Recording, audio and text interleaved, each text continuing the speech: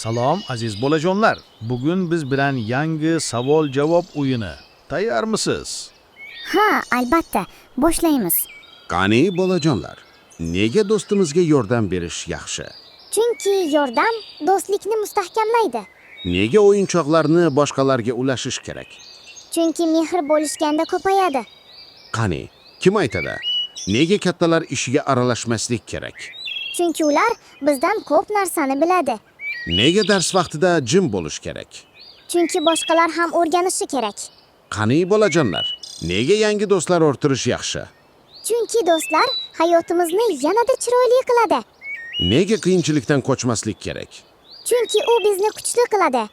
Qani, kim aytadi? Nega qo'pollikdan saqlanish kerak? Chunki qo'pollik yuraklarni sovutadi. Nega o'qituvchini tinglash muhim? Chunki bilim o'qituvchidan keladi. Qani bolajonlar, nega uy hayvonlariga g'amxo'rlik qilish kerak? Chunki ular ham jonli mavjudot. Nega boshqalarning fikrini tinglash yaxshi? Chunki har bir insonning fikri qimmatli. Qani bolajonlar, nega o'qishni tashlab qo'ymaslik kerak? Chunki bilim kelajakni yoritadi.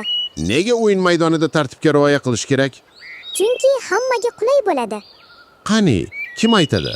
Nega sabr qilish muhim? Chunki sabr bilan hamma narsaga erishish mumkin. Nega yaxshi so'z ishlatish kerak? Chunki yaxshi so'z ko'ngilni ochadi. Qani bolajonlar, nega xonani shamollatish kerak?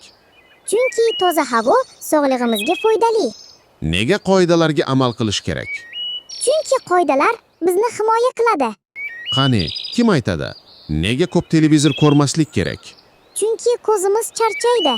Nega tabiatda shovqin qilmaslik kerak? Chunki hayvonlar va qushlar bezovta bo'ladi. Qani bolajonlar, nega nonni qadrlash kerak? Chunki non mehnat mevasi. Nega kichiklarimizga yaxshi o'rnak bo'lishimiz kerak? Chunki ular bizdan o'rganadi.